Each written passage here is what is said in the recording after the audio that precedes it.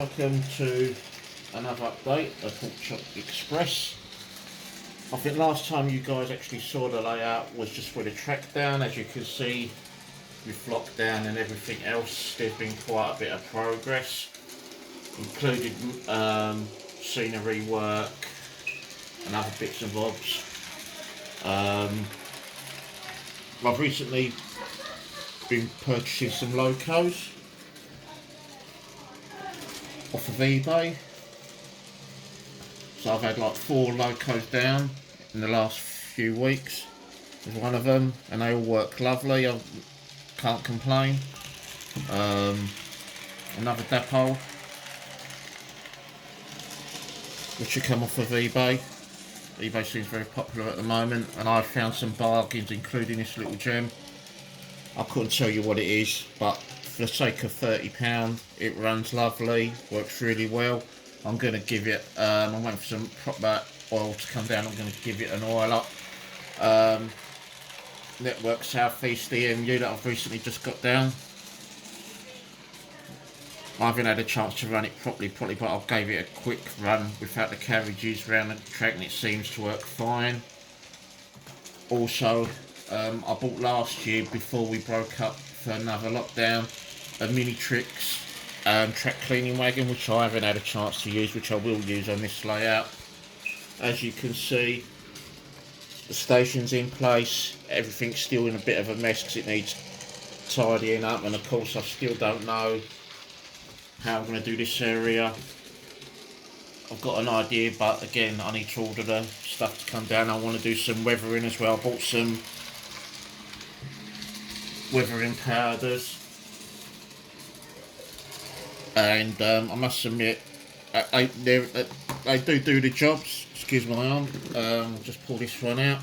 I did start to weather this. As you can see, there's a bit of dirt on the front and everything else, and down the sides, so I'm quite happy with that. So considering that's a non-runner at the moment, I thought I'd practice on that.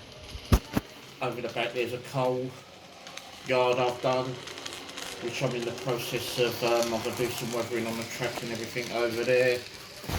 Then I'll get some additional trucks and everything else. I've got a farmhouse in place over the back as well. Again, I will be adding to that.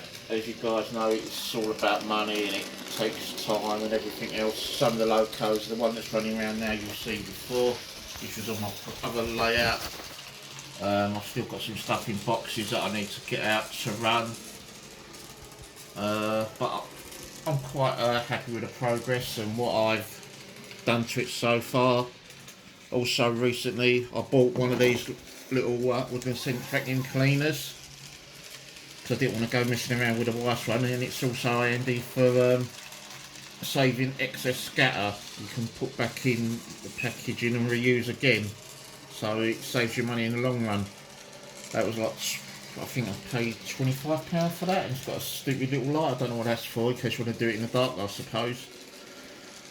But yeah, that's it at the moment. I'm still waiting for some other bits and bobs to come down, and much to my bank account and my wife's despair, I will be ordering more stuff eventually. I've got some chimneys here to go in Metcalfe buildings. I've got them from 3D Plus on eBay, which is a nice little company, does some really good stuff for Double O as well as Engage.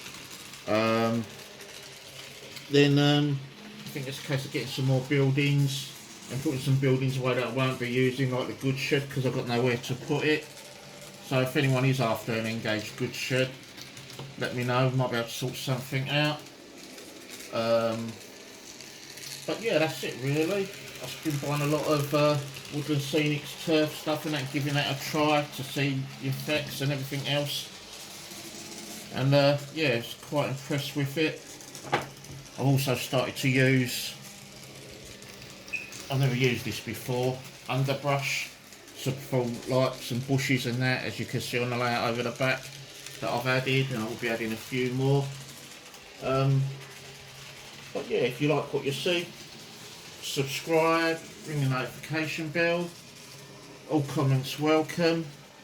One more thing I would like to ask. I have a Class 35 Hymac dapole that needs repairing here in the UK. Can anyone recommend anyone that can do the work for me?